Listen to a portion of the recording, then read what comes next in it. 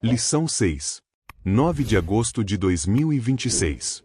Título da lição: A suficiência da graça na cidade de Corinto. Introdução. A fundação da igreja em Corinto, narrada em Atos 18, revela um momento decisivo da missão cristã, no qual a graça de Deus se mostra plenamente suficiente em meio a adversidades intensas. Em uma cidade marcada pela imoralidade e pelo pluralismo religioso, o apóstolo Paulo experimenta o sustento divino para perseverar e anunciar o Evangelho com fidelidade.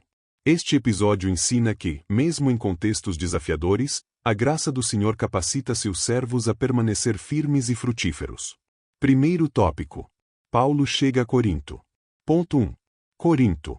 Riqueza material e miséria espiritual. Após deixar Atenas, Paulo chega a Corinto, capital da província romana da Acaia desde 27 a.C.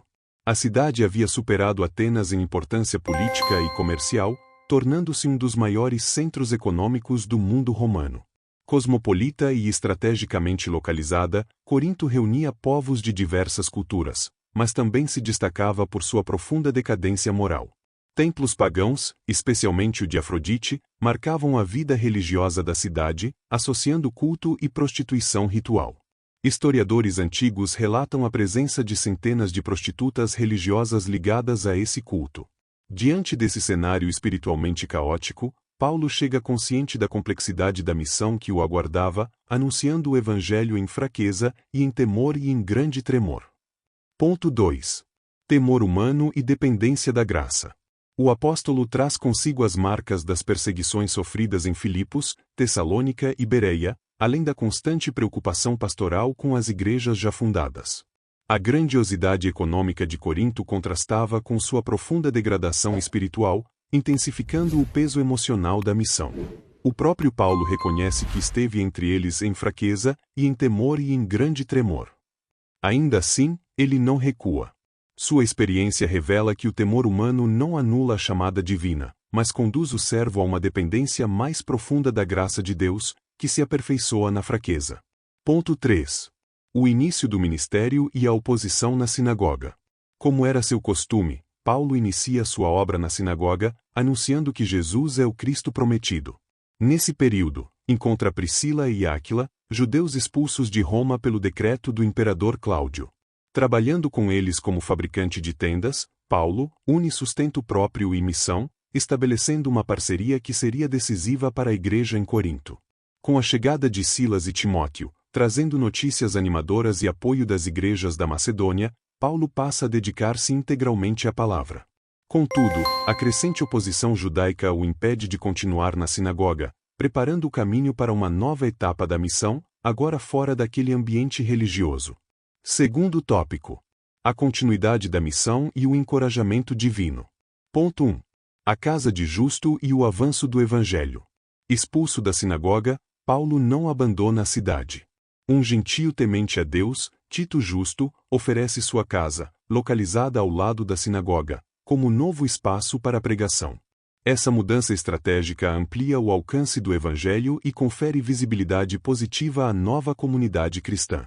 O resultado é expressivo. Muitos coríntios creem, entre eles Crispo, principal da sinagoga, que aceita a fé juntamente com toda a sua casa.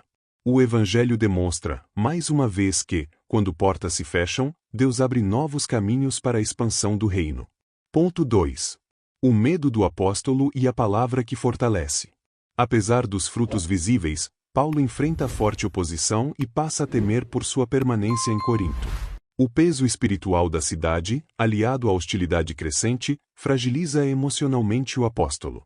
Nesse contexto, o Senhor lhe aparece em visão e o exorta: não temas, mas fala e não te cales. Deus reafirma sua presença, promete proteção e revela que há muito povo naquela cidade.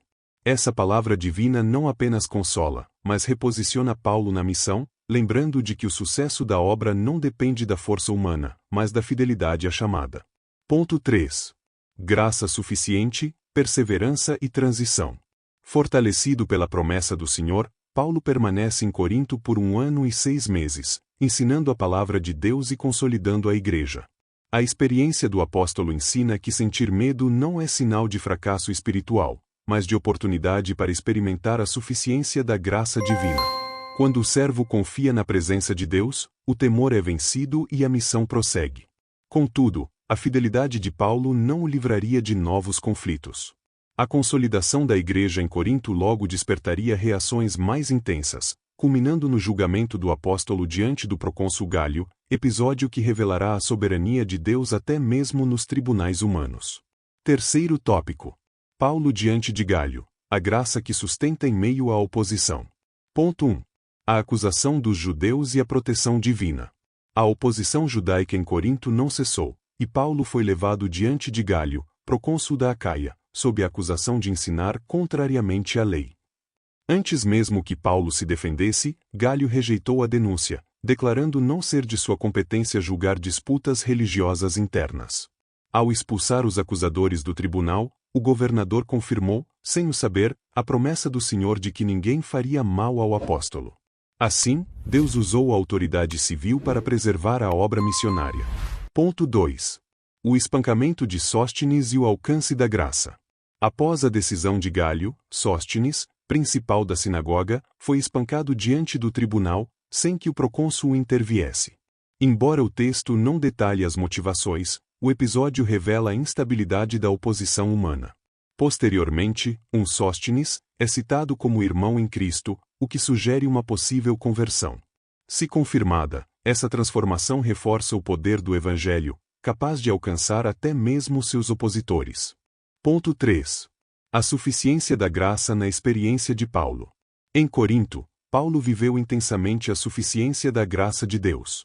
Em meio a fragilidades, pressões e oposição, aprendeu que o poder divino se aperfeiçoa na fraqueza. A cidade marcada pela decadência tornou-se um campo fértil para a manifestação da graça. Sustentado pelo Senhor, Paulo permaneceu ali 18 meses, e uma igreja foi estabelecida. Assim, aprendemos que não é a ausência de lutas, mas a presença da graça, que nos mantém firmes.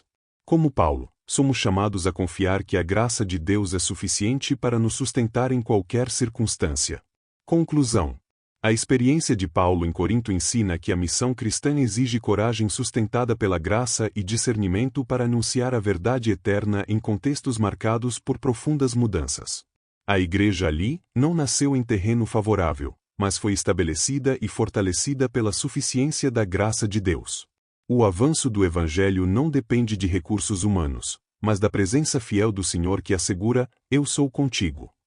Que aprendamos hoje com Corinto a confiar plenamente na graça divina, proclamando o Evangelho com fidelidade doutrinária, sensibilidade pastoral e amor genuíno, certos de que a graça de Deus continua sendo suficiente para sustentar e fazer frutificar a obra em qualquer tempo e lugar.